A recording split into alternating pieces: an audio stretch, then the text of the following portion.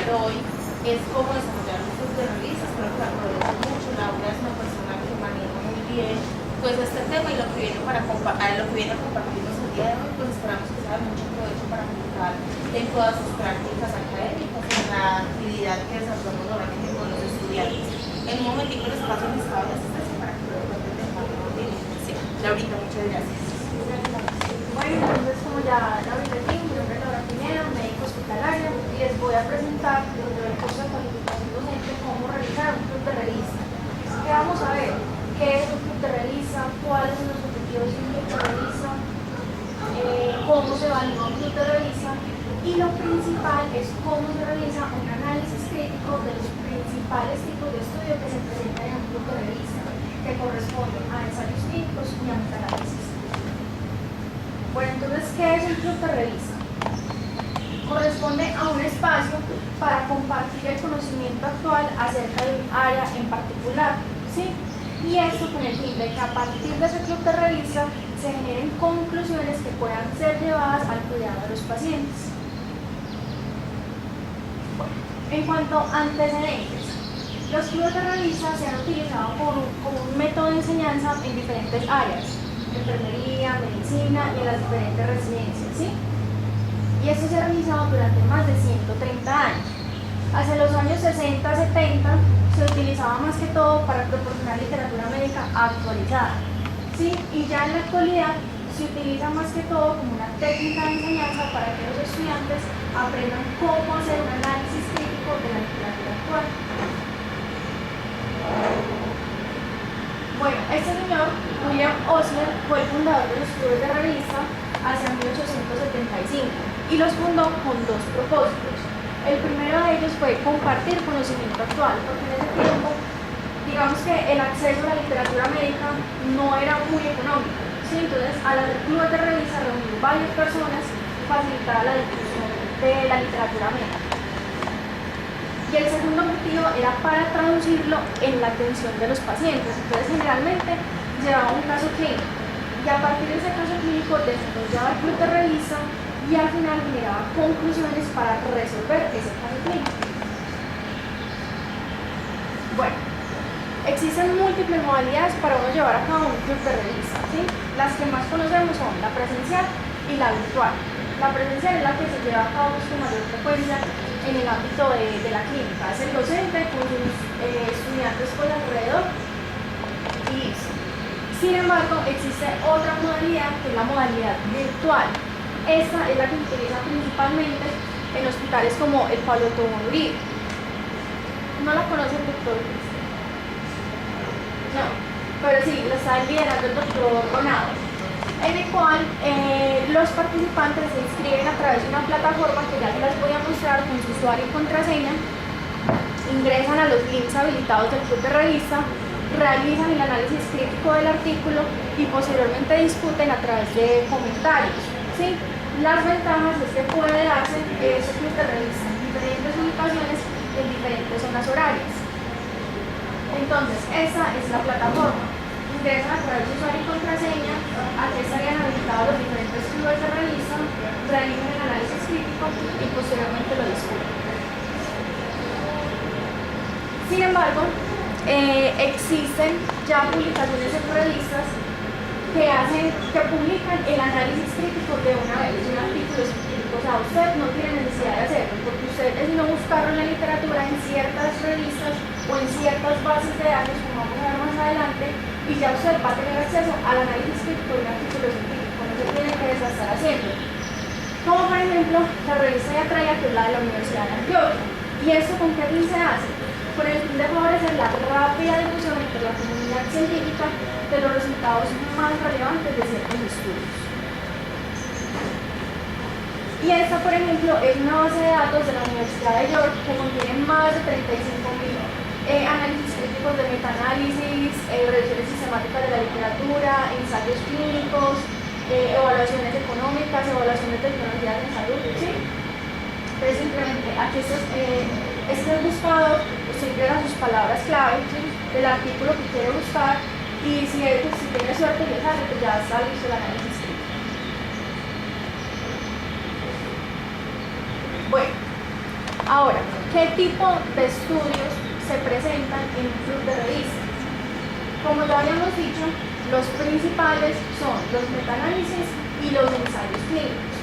Sin embargo, pueden haber otro tipo de estudios incluidos dentro de la pirámide de la evidencia, como por ejemplo las series de casos, los reportes de casos, los casos de control o los cohortes, ¿sí?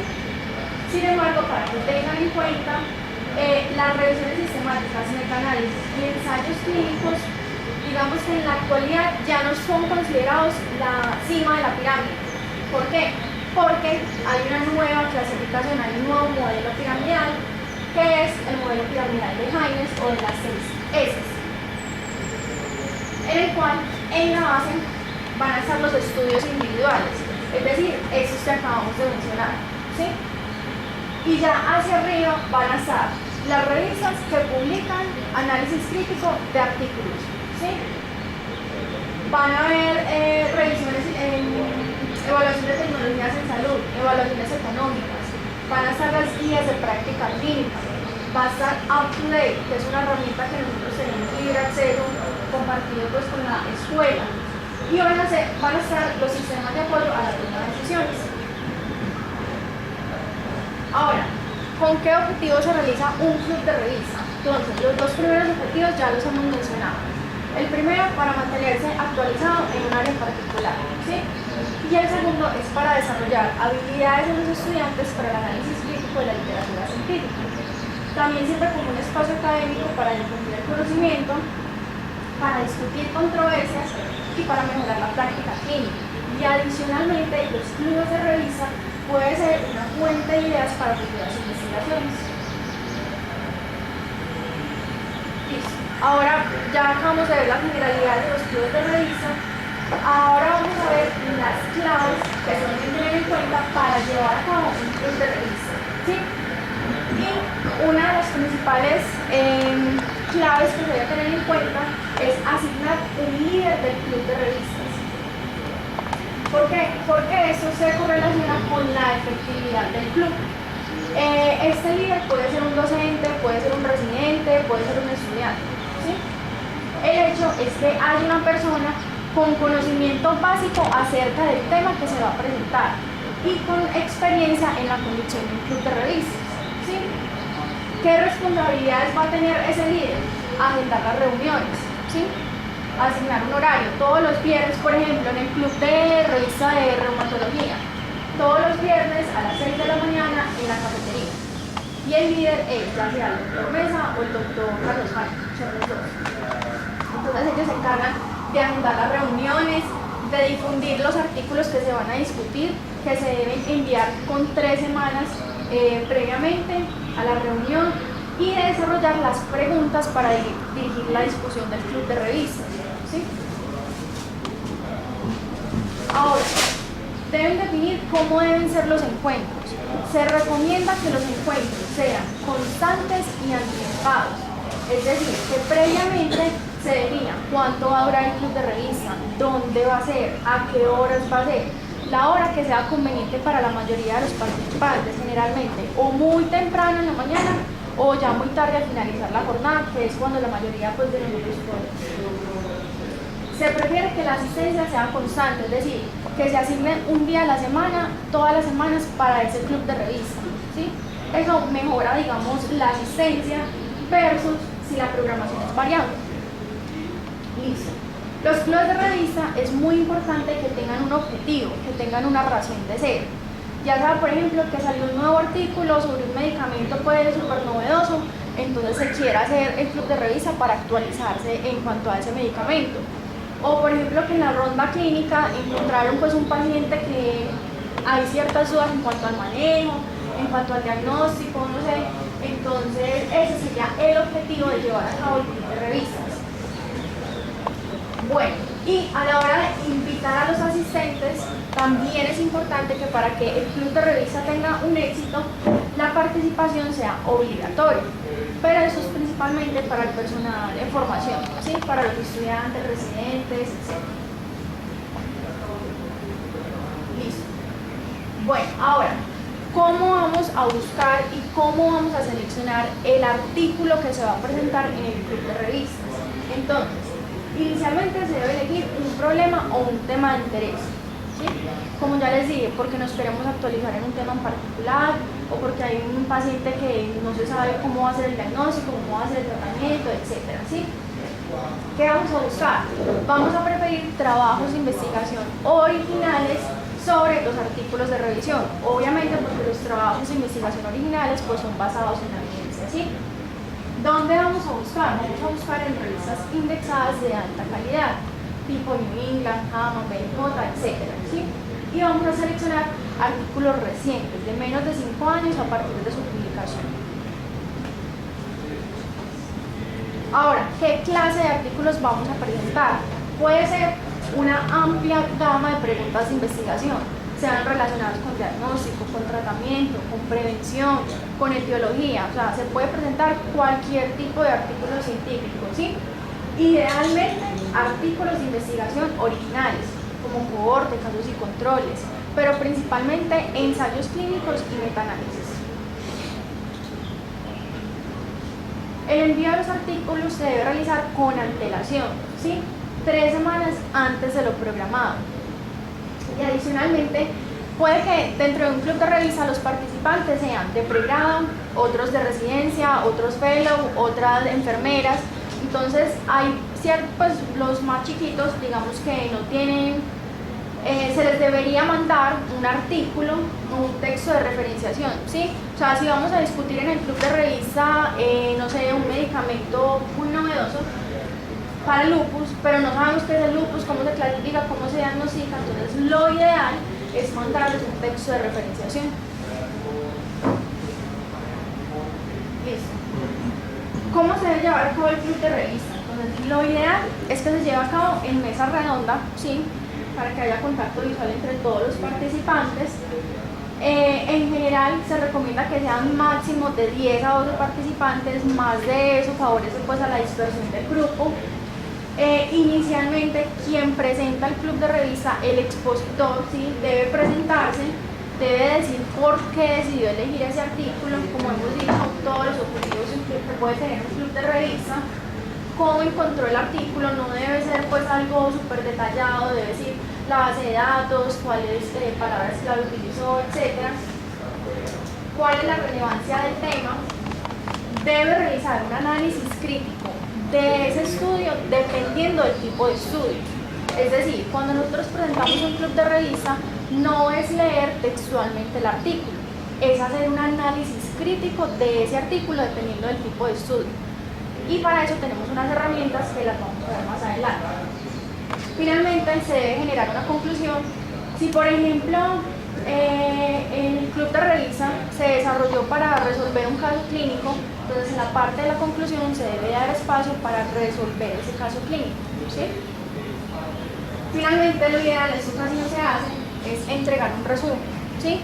Esto para que quede, por ejemplo, en el repositorio de un área en particular. Si el grupo de reumatología hace sus clubes de revista los viernes, pues, todos los viernes, entonces lo ideal es que de cada club de revista se saque un resumen y eso quede en un repositorio interno, ¿sí? Ahora, ¿cómo vamos a evaluar un club de revista? ¿Sí? Como docentes ustedes. Entonces, se puede evaluar de diferentes formas. Una es, digamos que de forma subjetiva, evaluando cómo es el progreso en cuanto a la mejoría del análisis crítico de un artículo del estudiante. ¿Sí? Es un estudiante que durante su rotación hizo múltiples clubes de revistas. Se supone que a lo largo de su rotación va a mejorar en el análisis crítico de un artículo científico, ¿sí? Otra forma es a través de una mesa redonda, el líder, quien dirige pues, el club de revista, quien dirige la discusión, va preguntando a cada uno de los asistentes. También se puede realizar un pretest o un posttest, pero la forma más importante para evaluar un club de revista sería el aprendizaje basado en problemas, que es a partir de la resolución de un caso clínico, ¿sí? Ahora, ¿cuáles son las herramientas para realizar el análisis crítico de un artículo científico? Entonces, Resulta que existen diferentes herramientas que nos ayudan a evaluar la calidad metodológica de un artículo científico. ¿De qué depende? El tipo de estudio. Por ejemplo, las guías JAMA o esta escala que es del Colegio Médico Colombiano es utilizada para la evaluación crítica de ensayos clínicos. PRISMA es utilizada para la evaluación crítica de metaanálisis. Esta herramienta se encuentra disponible en español y permite la evaluación de metaanálisis, de ensayos clínicos, de casos y controles, de cohorte, etc. También, si vamos a hablar guías de práctica clínica dentro de un club de revista, se puede utilizar el instrumento AGRI, que es el recomendado por el ministerio, aunque también existen otros como el DELFI, y esos son otros, esos son los que se utilizan con más frecuencia, ¿sí? Estos son otro tipo de herramientas para realizar análisis crítico de la literatura, para ensayos clínicos, para estudios de pruebas diagnósticas, estudios observacionales, etc. Ahora, vamos a iniciar con la herramienta para realizar una lectura crítica de ensayos clínicos.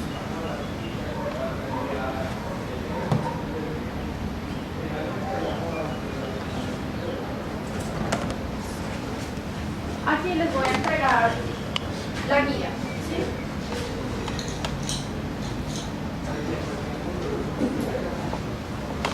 Por un lado va a estar la herramienta que utilizamos para el análisis crítico de ensayos clínicos y por el reverso está la herramienta que utilizamos para el análisis crítico de metaanálisis y revisiones sistemáticas de la literatura, ¿sí? Entonces vamos a iniciar con ensayos clínicos. Esto es un repaso, ¿sí? Uno para ver esto, por ejemplo, cuando yo lo vi en el pregrado, fue un semestre completo, ¿sí? O sea, es algo muy por encimita. Bueno, entonces, antes de iniciar el análisis crítico como tal del artículo, usted debe responderse, usted debe identificar ciertos ítems. El primero de ellos es la pregunta de investigación, ¿sí? Fundamental, que se identifica por la mnemotecnia PICO, que significa pacientes, intervención, comparación, desenlace y propósito. Recuerden que los ensayos clínicos pueden tener tres tipos de propósitos: superioridad, no inferioridad y equivalencia, ¿sí? Y todo eso se debe declarar generalmente al inicio del artículo científico. Posteriormente vamos a identificar las hipótesis. Las hipótesis es diferente a la pregunta de investigación, ¿sí? Una hipótesis es una afirmación, ¿sí? Es lo que quiere buscar, lo que quiere comprobar el artículo científico, ¿sí? Y pueden ser hipótesis según el tipo de estudio, como ya les mencioné, de superioridad, de no inferioridad o de equivalencia. Posteriormente, debemos identificar de forma detallada cuál es la intervención que se está evaluando en el ensayo clínico. ¿Y eso por qué es importante? Porque si usted va a utilizar en un futuro, si usted piensa que ya el ensayo clínico fue muy bueno metodológicamente y usted lo va a aplicar en su práctica clínica, usted va a aplicar esa intervención tal cual como se aplicó en el ensayo clínico. Si es, por ejemplo, un medicamento que se administró vía oral cada 8 horas por 7 días, usted también lo tiene que aplicar así. No lo va a aplicar venoso o cada 6 horas, no, porque los desenlaces pueden variar. Entonces, ¿qué tipos de intervenciones podemos evaluar en un ensayo clínico?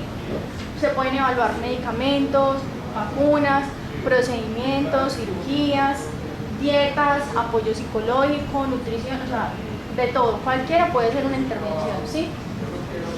Y se debe describir la vía de administración, el tiempo de administración, la frecuencia, ¿sí? Cuáles son las metas o objetivos. Si, por ejemplo, era administrar, no sé, insulinas hasta tener ciertas metas de hemoglobina glicosilada.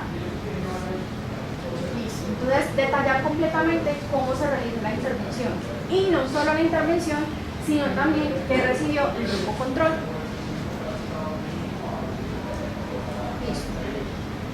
Entonces, nosotros dentro del ensayo clínico evaluamos una intervención y tenemos dos grupos, ¿sí? O sea, la intervención y la comparación. Esos dos grupos los seguimos en el tiempo y al final evaluamos unos desenlaces, ¿sí? Digamos, mortalidad, estancia hospitalaria, eventos tromboembólicos, etc. Entonces, todos esos desenlaces los podemos clasificar de estas formas. Por ejemplo, según la eficacia o la seguridad, si son primarios o secundarios. Primarios generalmente es un desenlace. Si ustedes ven los ensayos clínicos, evalúan un desenlace principal y ya van a ver otros secundarios, ¿sí? Pueden ser dicotómicos o continuos. Dicotómicos, por ejemplo, mortalidad, muere o no muere. O continuos, por ejemplo, un medicamento que busca disminuir en cierto porcentaje la presión arterial. Pueden ser simples o compuestos. Simples es mortalidad, ya. Compuestos son dos o más desenlaces, mortalidad y eventos tromboembólicos. Pueden ser positivos o negativos. Positivos, por ejemplo, en remisión de la enfermedad, disminución de la estancia hospitalaria. Por ejemplo, negativos, mortalidad, aumento en la estancia hospitalaria, recaída. ¿Sí? Pueden ser objetivos o subjetivos. Objetivos son medibles. Subjetivos es algo referido por el paciente, por ejemplo, calidad de vida, dolor. Pueden ser de medidas únicas o repetidas, es decir, medidas únicas es un desenlace que se midió una vez a lo largo del estudio, muerte, ya, pues eso solamente se puede medir una vez. O de medidas repetidas, por ejemplo, un examen de laboratorio que se toma varias veces a lo largo del seguimiento del estudio. O puede ser según el horizonte de tiempo, que es la medida de tiempo en el cual se toman desenlaces, sean minutos, horas, meses, días, años, etc. Listo. Posteriormente debemos identificar el tamaño de la muestra. ¿Cómo se calculó el tamaño de la muestra para el estudio? ¿Sí? Generalmente hay un párrafo de cálculo del tamaño de la muestra. Y lo recomendable es que uno debe calcular también esa muestra para ver si coincide. ¿Sí? Para eso existen diferentes calculadoras que se utilizan dependiendo del tipo de variable, si es una variable cualitativa o si es una variable cuantitativa. Pues no vamos a entrar en detalle aquí porque eso es un poquito difícil, pero lo importante es que uno debe identificar cómo se calculó la muestra. Listo. Entonces todas esas cositas que acabamos de mencionar son las que previamente debemos identificar en un ensayo clínico para ubicarnos, ¿sí? Posteriormente vamos a pasar al análisis crítico como tal. ¿Qué es importante? Ese análisis crítico se divide en dos partes, validez interna y validez externa. ¿Alguien me quiere decir qué significan esos conceptos? Interna del propio trabajo. La externa sí se puede aplicar. Exacto, muy bien. Entonces, la validez interna verifica, digamos, el rigor metodológico con el cual se llevó a cabo la propuesta de investigación, pues sí, el ensayo clínico. Mientras que la validez externa es qué tanto puedo yo extrapolar los resultados del estudio a mi población, o sea, a los pacientes que yo voy a tratar en mi día a día. Entonces, vamos a iniciar con la parte de validez interna, ¿sí? Que si ven en la guía, la parte de la validez interna se divide en criterios primarios y criterios secundarios. Entonces, los criterios primarios, ¿qué vamos a identificar inicialmente? ¿Cómo se generó la secuencia de números aleatorios? Es decir, resulta que en el ensayo clínico nos van diciendo entonces que se calculó la muestra, bueno, de tal forma, ¿sí? Posteriormente se aleatorizaron, digamos esos 1000 pacientes de la muestra, se aleatorizaron 500 en un lado de la intervención y 500 en el otro lado de la comparación, ¿sí? Se debe definir entonces cómo fue esa aleatorización, que puede ser de forma sistemática o de forma aleatoria. Esta no se recomienda. ¿Por qué? De forma sistemática es, por ejemplo, los pacientes que llegaron el día lunes se asignaron al grupo de la intervención. O los pacientes cuya cédula termina en 8 se asignaron al grupo de la intervención. Eso es predecible, eso no está definido por el azar y pueden haber sesgos de selección en ese caso. Entonces, por eso ese método sistemático no se recomienda. ¿Cuál es el que se recomienda? El método aleatorio, que puede ser simple o restringido. Simple, por ejemplo, tirar una moneda. Ese es un método simple de aleatorización. Si cae en cara le tocan la intervención, si cae sello le tocan la comparación, ¿sí? Pero tampoco pues es el que se recomienda, pues ni el más confiable. ¿Cuál sería el más confiable? El restringido, ya sea por bloques o por estratificación, ¿sí? Por bloques, por ejemplo, cuando yo quiero que en cada grupo me quede un número similar de participantes, ¿sí? Que me queden 500 y 500, bien distribuidos los participantes, ¿sí? Porque yo distribuyo, digamos, los pacientes en bloques de 5, en bloques de 6, y así va a haber una adecuada distribución entre cada uno de los grupos. O también puedo aleatorizar por estratificación, digamos de acuerdo a una variable de interés. Si yo pues previamente, no sé, al desarrollar el ensayo clínico, identifico que hay una variable que me puede generar sesgos y si queda mal distribuida entre los grupos va a generar sesgos, entonces yo digo no, de acuerdo a esa variable voy a distribuir, voy a aleatorizar los pacientes entre el grupo de la intervención y entre el grupo control. ¿Me hice entender? Listo. Posteriormente, después de generar la secuencia de números aleatorios, esa secuencia se debe ocultar, ¿sí? Y existen diferentes formas de ocultar a qué paciente le tocó en qué grupo, ¿sí? Pueden ser, por ejemplo, por sobres opacos sellados. No se recomienda mucho porque puede ser fácil pues como de violar pues, ese tipo de sistema. ¿Cuál sí se recomienda? Centrales de llamada, sistema de respuesta web y voz interactivo, ¿sí? Y eso porque es importante, porque nos va a minimizar, como ya lo había mencionado, sesgos de selección y de confusión. Listo. Entonces, definieron la muestra, las aleatorizaron los pacientes en el grupo de la intervención y en el grupo control. Hicieron el seguimiento y finalmente identificaron unos desenlaces en cada uno de esos grupos, ¿sí? En ese seguimiento debemos evaluar cuántas pérdidas hubo, ¿sí? Entonces, miren, la muestra se aleatorizó en el grupo de la intervención y en el grupo control, finalmente se identificaron unos desenlaces, ¿sí? Se debe ver si los pacientes cumplieron o no el seguimiento. ¿Por qué? Porque eso puede afectar la validez interna del estudio, la calidad metodológica. Si digamos más del 20% de los pacientes, más del 20% de esta muestra, se perdieron del seguimiento porque se murieron o porque abandonaron el tratamiento, porque desarrollaron eventos adversos o simplemente se perdieron y ya, eso invalida los resultados del estudio porque ya hubo muchas pérdidas, ¿sí? Entre el 5 y el 20% depende del juicio clínico, es decir, si es un estudio que tuvo un 15% de pérdidas, sí, pero cumple con los demás criterios metodológicos, hizo buena la generación de la secuencia aleatoria, ocultó la secuencia aleatoria, enmascaró la intervención, definieron bien las cointervenciones. Si hicieron todo lo demás bien, pues ya queda criterio clínico, usted tomar en cuenta no los resultados de ese estudio. Por debajo del 5% no afecta la validez interna y el 0% sería lo ideal, pues, pero que un ensayo clínico tenga un 0% de pérdidas en el seguimiento es rarísimo.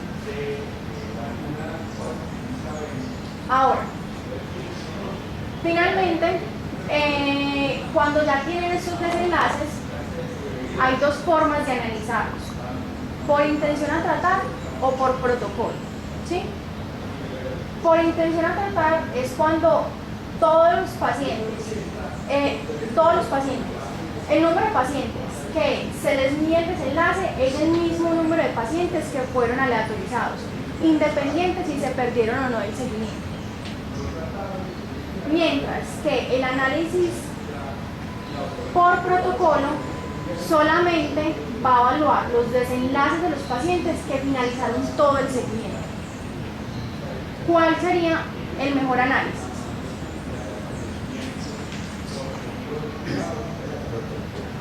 Por protocolo. Pero yo tengo una duda aquí antes de pasar a eso. Es que, por ejemplo, los muertos, porque se tienen como pérdidas seguimientos y una de las enlaces es mortalidad. Depende porque no todos los ensayos clínicos evalúan mortalidad como desenlace. Si no evalúa mortalidad, pues si era, por ejemplo, un infarto. Entonces, ese desenlace, ¿Cómo va a seguir un muerto? Si ya se perdió. Sí, ya. Se quedó ahí, pero no es pérdida, pero de la muerte. Sí, porque si es pérdida, porque nosotros fue el desenlace ahí. Pero no era el desenlace que usted estaba hablando. Es que hay pero bueno. Y la otra es que, por ejemplo, otra duda es que uno a veces en los ensayos es que se pierden más los del tipo de control, aunque no sean tantos los que se pierdan, se pierde ese control de conjunto. Estos manes están sesgados porque querían era mirar a los que les están haciendo la intervención, a los para mucha bola. Entonces, Hay que mirar. ahí lo que uno tiene que ver es el tipo de análisis que se hizo. Por ejemplo, en ese caso sería mejor hacer un análisis por intención a tratar, ¿sí? Porque las pérdidas que hubo, usted le imputa un dato. Y de esa forma usted mantiene la generación aleatoria de los datos, ¿sí? O sea, la aleatorización de la asignación, ¿sí? Es preferible que se conserve la aleatorización de la asignación, que se conserva imputando los datos de los pacientes que se perdieron del seguimiento, a usted analizar finalmente solamente los pacientes que llegaron a ese desenlace, ¿sí? Excluyendo los del seguimiento. ¿Sí me entienden? Entonces, por eso, el análisis por intención a tratar, digamos que es preferible sobre el análisis por protocolo. ¿Por qué? Porque la principal ventaja, el principal objetivo es conservar la asignación aleatoria. Y ese tipo de análisis es la única forma de conservarlo. Aquí la perdería. Ahí es, por ejemplo, cuando se analiza por protocolos, si se le escaparon muchos, puede haber un sesgo. Exactamente.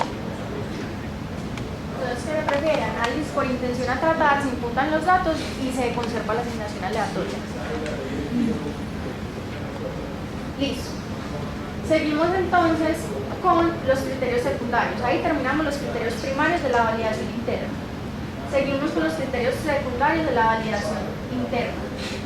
Entonces, el primero de ellos es el enmascaramiento de la intervención, ¿sí? El cegamiento de la intervención. Entonces, ustedes ven que en los ensayos clínicos dice que un ensayo doble ciego, ¿sí? Triple ciego. Entonces, simple ciego consiste en que solamente los pacientes estaban cegados a la intervención, ¿sí? No sabían. Doble ciego, aparte de los pacientes, el investigador. Triple ciego, pacientes, investigador y quien evalúa el desenlace o el estadístico, ¿sí? Y abierto, todos saben, ¿sí? Hay ciertos ensayos clínicos en los cuales no se puede enmascarar la intervención, como por ejemplo una cirugía.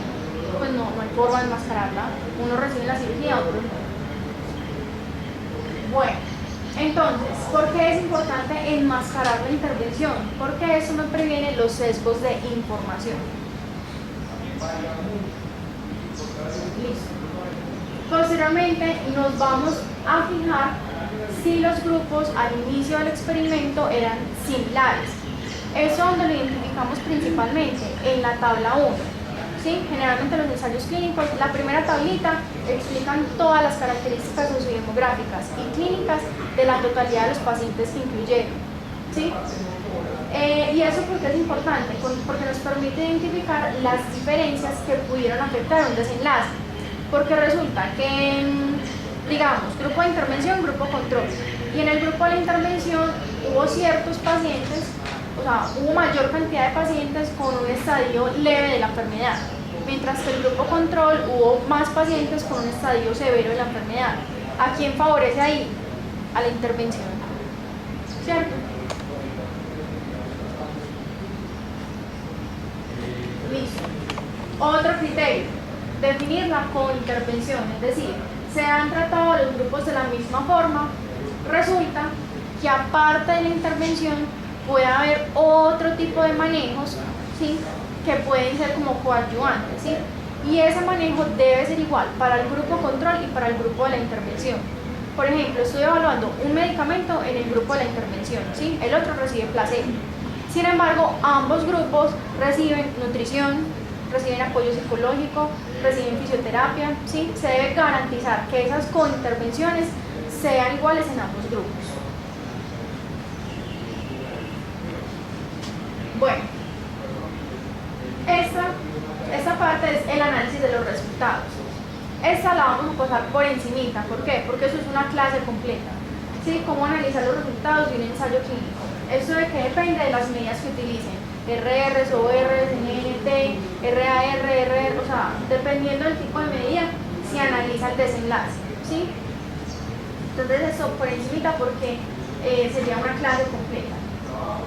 Ya cuando identificamos todos los criterios de la validez interna, ¿sí? O sea, identificamos que ese ensayo clínico es bueno metodológicamente. ¿Y por qué sabemos que es bueno metodológicamente? Porque dijeron cómo se calculó la muestra, porque hicieron una asignación aleatoria de las intervenciones y el comparador, porque ocultaron la frecuencia de números aleatorios, porque enmascararon la intervención, porque definieron las cointervenciones similares para ambos grupos, ¿sí? Todos esos criterios hacen referencia a que es un buen ensayo clínico desde el punto de vista metodológico. Entonces, con base a esa mejor evidencia disponible y a la experiencia clínica, ya queda criterio pues de los que participan en el club de revista si van a utilizar esas conclusiones para impactar en el cuidado de los pacientes. Es decir, la parte de la validez externa. Si esos resultados del ensayo clínico son extrapolables a mi población. ¿Y cómo voy a considerar eso? Como les dije, si los pacientes de ese estudio son similares a los pacientes que yo veo en mi práctica clínica, ¿sí? No es lo mismo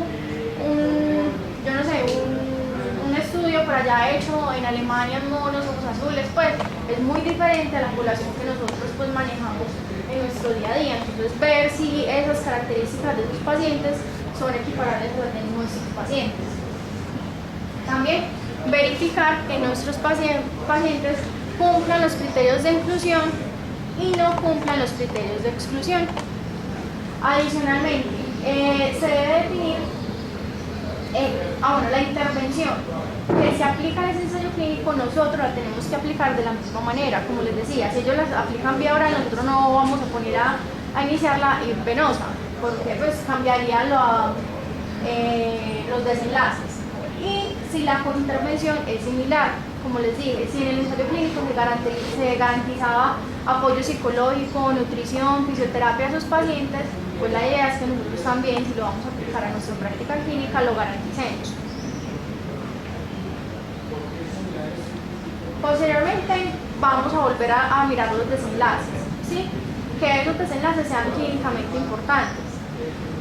¿Cuál es la diferencia entre los desenlaces subrogados y los desenlaces clínicamente importantes? Dentro de los desenlaces subrogados tenemos, por ejemplo, disminución de los niveles de LDL. Es clínicamente más importante medir desenlaces como, por ejemplo, infarto o enfermedad cerebrovascular, ¿sí? Finalmente debemos evaluar la relación riesgo-beneficio, ¿sí? En la parte de beneficio la evaluamos analizando los resultados del ensayo clínico, mientras que la parte de los riesgos la evaluamos mirando el porcentaje de eventos adversos que se generaron a partir del ensayo clínico. Esos eventos adversos se pueden clasificar como serios o no serios. Serios son aquellos que generan muerte o que amenazan la vida del paciente o que prolongan la estancia hospitalaria, etc. Los no serios serían el resto. Y según la frecuencia se clasifican raros, poco común, común o muy común. Entonces, no sé, si es por ejemplo una intervención que disminuye el riesgo de infarto, pero aumenta el riesgo de sangrado masivo, que amenazante de la vida en un 20% de los pacientes, entonces usted ya debe valorar ahí la relación riesgo-beneficio. Listo. Seguimos con metaanálisis, ¿o no? Ahí terminamos el análisis crítico de ensayos clínicos, ¿sí? Miramos la validez interna, el análisis de resultados no lo miramos a fondo porque es una clase pues, aparte, y miramos la validez externa, ¿sí? ¿Qué tan extrapolables son esos resultados en nuestra población? Ahora continuamos con el análisis crítico de metaanálisis, ¿sí? Que son otro tipo de estudios que con mayor frecuencia se presentan en los grupos de revistas. ¿Qué es un metaanálisis y cuál es la diferencia con una revisión sistemática de la literatura?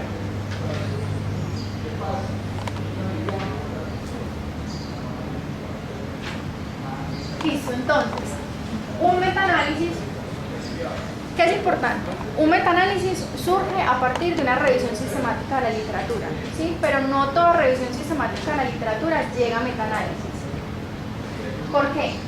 Un metaanálisis consiste en la combinación cuantitativa de los resultados de los estudios primarios.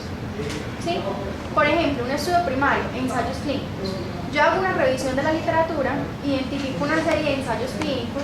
Si yo voy a hacer un metaanálisis es porque hay discordancia entre las conclusiones que generan esos ensayos clínicos. Entonces lo que hace el metaanálisis es combinar los resultados de los ensayos clínicos que yo identifiqué y generar un resultado.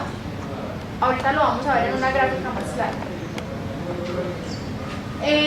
¿Cuáles son las características entonces de un metaanálisis? Un estudio original es de bajo costo, ¿sí? Porque es simplemente un análisis. Es dentro de los más altos niveles de evidencia, como lo vimos en la pirámide. Tiene mayor validez externa. ¿Por qué razón? Porque si un metaanálisis incluye a los pacientes de diferentes, por ejemplo, ensayos clínicos, entonces esa población es muy variable. De esa forma se aumenta la validez externa de este tipo de estudios. Y es muy importante a la hora de la toma de decisiones clínicas. Bueno, ¿qué vamos a identificar en el análisis crítico de un metaanálisis? Entonces, como recordemos, en el ensayo clínico identificábamos primero la pregunta de investigación con la mnemotecnia pico, ¿sí? En este caso va a ser picos, ¿sí? La P en los ensayos clínicos correspondía al propósito del ensayo clínico, si es de superioridad, no inferioridad o si es de equivalencia. En este caso, la S corresponde al tipo de diseño del estudio primario. Usted puede hacer un metaanálisis de ensayos clínicos, usted puede hacer un metaanálisis de cohorte, de casos y controles, ¿sí? Entonces, esta S corresponde al tipo de estudio primario. Listo. Entonces, inicialmente, en la parte del metaanálisis, vamos a verificar cuáles fueron los criterios de inclusión que se tuvieron en cuenta a la hora de realizar la búsqueda de los artículos, de esos estudios primarios. Entonces, ¿cuáles son los criterios de inclusión?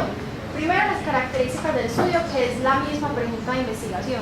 O sea, que se hayan incluido ensayos clínicos con los pacientes, la intervención, el comparador, el desenlace y el tipo de estudio que se está buscando en el metaanálisis. ¿Listo? Y las otras características que se deben aclarar en la estrategia de búsqueda es el estado de publicación. Por ejemplo, si los autores del metaanálisis incluyeron artículos que estaban en texto libre, ¿sí? O incluyeron resúmenes, que encontraban resúmenes, o incluyeron también, no sé, artículos en proceso de publicación. Entonces, eso lo deben definir en la estrategia de búsqueda. También el idioma, ¿sí? Si buscaron solamente ensayos clínicos en inglés. Y el año de publicación, a partir de qué año se hizo la búsqueda de ensayos clínicos, por ejemplo. ¿Qué es importante? Esa búsqueda debe cumplir con 3 criterios, ¿sí? O sea, los investigadores o los autores de ese metaanálisis debieron hacer una estrategia de búsqueda exhaustiva, explícita y reproducible. Y esto con el fin de evitar este tipo de sesgos de selección, de publicación y idioma, que los vamos a ver en un momento. Por ejemplo, esa estrategia de búsqueda debió ser exhaustiva, es decir, los autores de ese metaanálisis o de esa revisión debieron buscar en bases de datos bibliográficas y no bibliográficas. Bibliográficas, Medline, Embase, SINAC, por ejemplo, que es para enfermería, y diferente a esas bases de datos electrónicas, como por ejemplo, opinión de expertos, ¿sí? Debe ser explícita, es decir, se debe describir adecuadamente y detalladamente cuáles términos mesh se utilizaron, qué operadores booleanos se utilizaron, cuáles fueron los filtros, cuáles fueron los límites en cuanto a tiempo, ¿sí? Los años de publicación, y debe ser reproducible, es decir, si yo hago esa misma estrategia de búsqueda que me plantean en el metaanálisis, a mí me deben generar los mismos resultados. Sesgo de publicación. Resulta que a la hora de usted buscar artículos que van a ser parte de su metaanálisis, se puede incurrir en el sesgo de publicación. Y es que es mucho más probable que estudios positivos o que estudios que estuvieron a favor de una intervención sean publicados en comparación a estudios negativos, es decir, estudios que no apoyaron el uso de esa intervención. ¿Por qué? Porque entonces serían artículos que se publican más rápidamente y en revistas de mayor impacto, ¿sí? Aquellos que, por ejemplo, no demostraron diferencias estadísticamente significativas o no apoyaron el uso de la intervención, o no se publican o se publican en revistas de bajo impacto o se publican en el idioma nativo, si no se traducen al inglés, por ejemplo. ¿Eso qué genera? Como consecuencia sobrevalora o magnifica el efecto real de la intervención que yo estoy evaluando. Entonces, para evitar el sesgo de publicación, algunos metaanálisis incluyen gráficas como por ejemplo el funnel plot. El funnel plot lo que se busca es que se genere este tipo de gráfica, este tipo de distribución, que es una distribución en embudo invertido. De esta forma, yo aseguro que tanto en artículos que estuvieron a favor de la intervención como artículos que estuvieron en contra de la intervención sean incluidos en mi metaanálisis, diferente a este tipo de distribución que la vemos más como hacia un ladito, ¿sí? Más propensa como a incluir un tipo de estudio, sea si apoyaron o si no apoyaron la intervención que estamos evaluando. Y finalmente, el sesgo del idioma es lo que les había dicho. Si es un artículo que no apoyó la intervención, es muy poco probable que se traduzca al inglés y que se publique más bien en el idioma nativo. Bueno, ya vimos los criterios primarios. Ahora vamos para los criterios secundarios de un metaanálisis. Entonces, ¿qué es importante? Debemos verificar cómo se evaluó la validez interna, la calidad metodológica de los estudios incluidos. Es decir, digamos, nosotros estamos evaluando un metaanálisis que incluyó 15 ensayos clínicos, ¿sí? Dentro de ese artículo nos deben decir cómo realizaron la evaluación de la validez interna de esos artículos primarios, de esos ensayos clínicos. Porque si yo no tengo una buena materia prima, es decir, si yo no tengo unos buenos ensayos clínicos, digamos que la conclusión de mi metaanálisis no es confiable tampoco. ¿Sí me van a entender? Entonces, lo que hacen es que dentro del ensayo, dentro del metaanálisis, en los suplementos, explican cómo se realizó ese análisis crítico de los estudios primarios que incluyeron con las diferentes herramientas que utilizamos, ¿sí? Y eso generalmente lo grafican de esta forma, ¿sí? Que eso es una gráfica en semáforo. En esta parte estarían entonces los criterios que evalúan para verificar la validez interna de los estudios primarios, y esos serían los estudios primarios, ¿sí? Y a cada ítem lo califican en verde, amarillo o rojo, ¿sí? Verde, no hay riesgo de sesgos; amarillo, riesgo de sesgos incierto; y rojo, alto riesgo de sesgo. Entonces, si todo esto fuera rojo, pues no hay como un porcentaje en realidad, pero si la mayoría fuera rojo, los estudios estuvieran en rojo, pues eso habla de que no hay muy buena calidad metodológica de los estudios primarios, y por lo tanto la conclusión del metaanálisis tampoco va a ser muy confiable, ¿sí? Bueno, se puede hacer de esa forma, manera de gráfica, o se pueden utilizar escalas simplificadas, como por ejemplo esta, de la escala del Colegio Médico Americano, que simplifica la guía que acabamos de aplicar de ensayos clínicos. Son criterios muy similares. Listo. ¿Qué es importante también verificar dentro del metaanálisis? Es importante verificar si hubo concordancia entre los evaluadores. Resulta que al menos 2 personas deben hacer la búsqueda de los estudios incluidos en el metaanálisis, y al menos 2 personas deben evaluar críticamente esos estudios incluidos en el metaanálisis, ¿sí? Y debe haber concordancia entre esas personas. Esa concordancia se mide a través del coeficiente de capa, como excelente, buena, insuficiente e inadecuada. Entonces, por ejemplo, en este estudio, el acuerdo entre evaluadores se le asignó un índice de capa de 0.67, lo cual lo califica como una buena concordancia entre los evaluadores. Si no hubiese habido buena concordancia, se debió haber repetido tanto la estrategia de búsqueda como la evaluación crítica de los estudios primarios. Listo. Ahora, también debemos identificar qué tanta homogeneidad o heterogeneidad hubo entre los estudios primarios que hicieron parte del metaanálisis, ¿sí? Ya les voy a explicar. ¿Esto cómo se hace? A partir de gráficos, pruebas estadísticas o a través del índice de inconsistencia. Entonces, por ejemplo,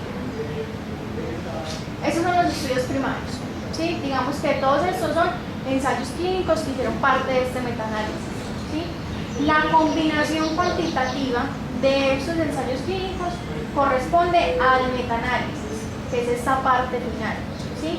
Que se grafica, que es el diamante que aparece acá está como sobre esta línea, pero en la próxima sí se los va a mostrar que se ve más lindo el diamante. Entonces, si hay homogeneidad entre los resultados de esos estudios primarios, gráficamente usted traza una línea a partir de ese diamante y si esa línea cruza todos los intervalos de confianza de los estudios primarios, hubo homogeneidad entre los resultados de esos estudios, ¿sí? Y eso estadísticamente, ¿cómo se verifica? Con el índice de inconsistencia. Por ejemplo, aquí el índice de inconsistencia fue de 0%, es decir, no hubo heterogeneidad, que lo acabamos de ver cuando hacíamos la linecita. Por ejemplo, este se ve más lindo el diamante. Bueno, esto es un diamante, por ejemplo. No se ve bien, pero es un diamante. Entonces, este corresponde al metaanálisis. Si se realiza una línea, miren que hay algunos estudios primarios que no los abarca la línea, no los toca. Entonces, aquí, por la gráfica, sabemos que hay cierto grado de heterogeneidad, ¿sí? ¿Cuánto de heterogeneidad? Pues nos vamos a ver el índice de inconsistencia, un 70%. ¿Eso qué equivale? A una heterogeneidad alta. Al haber una heterogeneidad alta, entonces decimos que el azar probablemente no es una explicación satisfactoria para esa heterogeneidad. Es decir, en esos estudios algo sucedió que dio tanta heterogeneidad, ¿sí? Zona gris entre 25 y 50% y menos del 25%, esas diferencias pueden ser explicadas por el azar. Listo. Entonces, resulta, vamos a aprender a analizar esta gráfica que es como el resumen de un metaanálisis. Entonces, en la primera columna vamos a tener siempre los estudios primarios, ¿sí? Que hicieron parte del metaanálisis. Al final es el compendio cuantitativo de los estudios primarios. Posteriormente tenemos el número de pacientes que se incluyeron en el grupo de la intervención, el número de pacientes que se incluyeron en el grupo control, ¿sí? Posteriormente vemos la gráfica del resultado del desenlace que se está evaluando. Luego tenemos el peso. Miren que el peso es directamente proporcional al número de pacientes, es decir, por ejemplo, este ensayo clínico que tenía más pacientes es el que representa más peso en ese metaanálisis, mientras que este ensayo clínico, que es el que representa menor número de pacientes, es el que tiene menor porcentaje de peso en cuanto a peso dentro del metaanálisis, ¿sí? Y finalmente el riesgo relativo con sus intervalos de confianza. Entonces, si acá en el diamante, que es el resumen cuantitativo de todos los estudios primarios, hacemos una línea, ¿cómo nos daría la homogeneidad o heterogeneidad de este metaanálisis?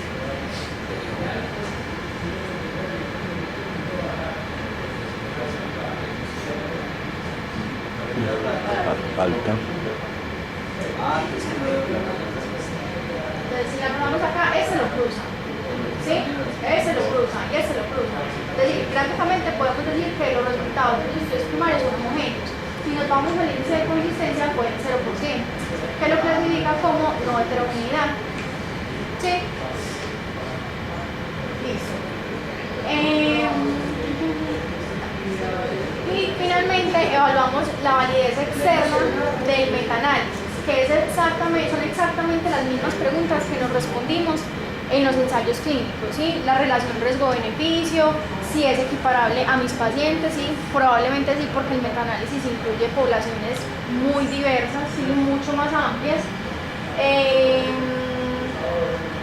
Eso sería todo. Verificar los desenlaces, si son clínicamente significativos, y eso sería todo. Y ya.